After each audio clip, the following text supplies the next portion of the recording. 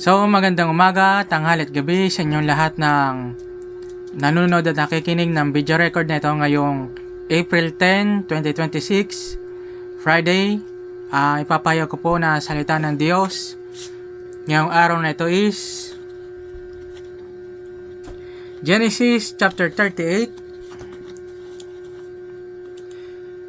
About this time, Judah left home and moved to Adullam, where he stayed with a man named Hira. There he saw a Canaanite woman, the daughter of Shua, and he married her. When he slept with her, she became pregnant and gave birth to a son, and he named the boy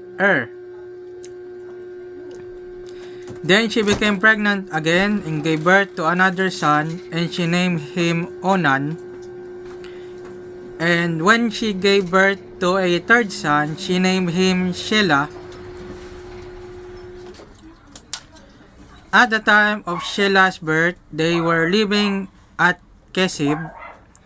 In the course of time, Judah arranged for his firstborn son, to marry a young woman named Tamar, but was a wicked man in the Lord's sight. So the Lord took his life. Then Judah said to brother Onan, "Go and marry Tamar, as our law requires of the brother of a man who has died.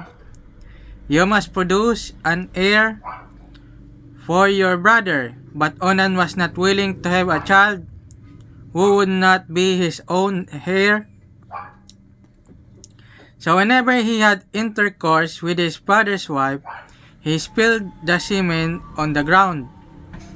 This prevented her from having a child who would belong to his brother.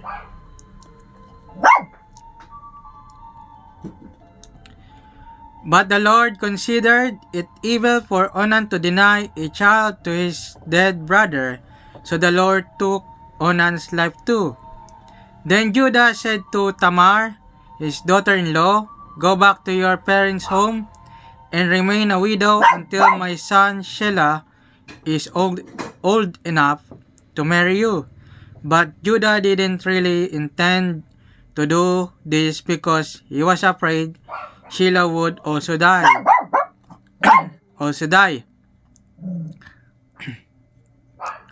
Like his two brothers. So Tamar went back to live in her father's home. Some years later, Judah's wife died. After the time of mourning was over, Judah and his friend Hira, the Adullamite, went up to Timnah to supervise the shearing of his sheep. Someone told Tamar, "Look, your father-in-law is going up to Timnah to shear his sheep." Tamar was aware that Shelah had grown up, but no arrangements had been made for her to come and marry him. So she changed out of her widow's clothing and covered herself with a veil to disguise herself. Then she sat beside the road at the entrance to the village of Enaim, which is on the road to Timnah. Judah noticed her and thought she was a prostitute. Since she had covered her face, so he stopped and propositioned her. "Let me have sex with you," he said, not realizing that she was his own daughter-in-law.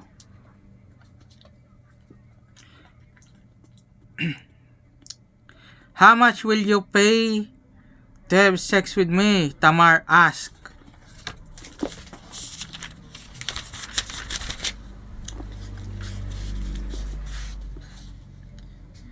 "I'll send you a young goat from my flock," Judah promised.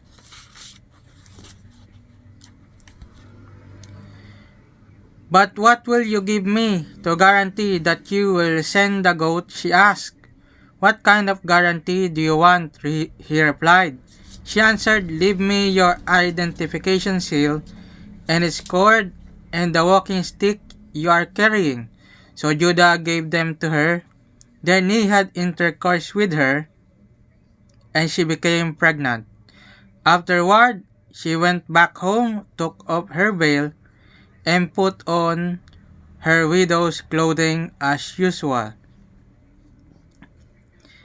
Later, Judah asked his friend Hira, the Adullamite, to take the young goat to the woman and to pick up the things he had given her as his guarantee.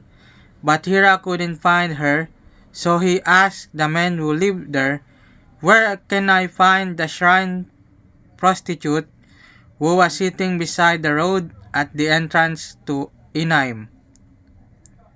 We've never had a shrine prostitute here, they replied. So Hira returned to Judah and told him, I couldn't find her anywhere, and the men of the village claim they've never had a shrine prostitute there. Then let her keep the things I gave her, Judah said. I sent the young goat as you agreed, but you couldn't find her. We'd be the laughing stock of the village if we went back again to look for her. About 3 months later, Judah was told, Tamar, your daughter-in-law, has acted like a prostitute, and now because of this, she's pregnant. Bring her out and let her be burned, Judah demanded. But as they were talking her out to kill her, but as they were taking her out to kill her, she sent this message to her father-in-law, the man who owns these things made me pregnant. Look closely whose seal and cord and walking stick are these. Judah recognized them immediately and said, she is more righteous than I am, because I didn't arrange for her to marry my son Shelah, and Judah never slept with Tamar again. When the time came for Tamar to give birth, it was discovered that she was carrying twins. While she was in labor, one of the babies reached out his hand. The midwife grabbed it and tied a scarlet string around the child's wrist, announcing, this one came out first. But then he pulled back his hand and out came his brother. What? The midwife exclaimed. How did you break out first? So he was named Perez. Then the baby with the scarlet string on his wrist was born, and he was named Sarah. So, yun lamang po ang Holy Bible Book chapter natin po today. Maraming salamat sa panonood at pakikinig ng video record na ito. Pakishare, like, support, and repost na rin po itong video record na ito.